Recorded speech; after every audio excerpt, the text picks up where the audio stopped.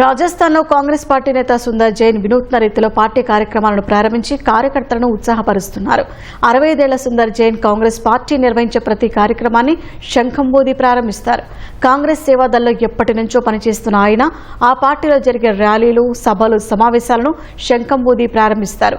ఆయన శంఖం ఊదే సమయంలో సభ మొత్తం నిశ్శబ్దమవుతుంది. సుందర్ జైన్ శంఖం ఊదడాన్ని చూసేందుకు దేశవ్యాప్తంగా ఉన్న కాంగ్రెస్ కార్యకర్తలు వస్తుంటారు.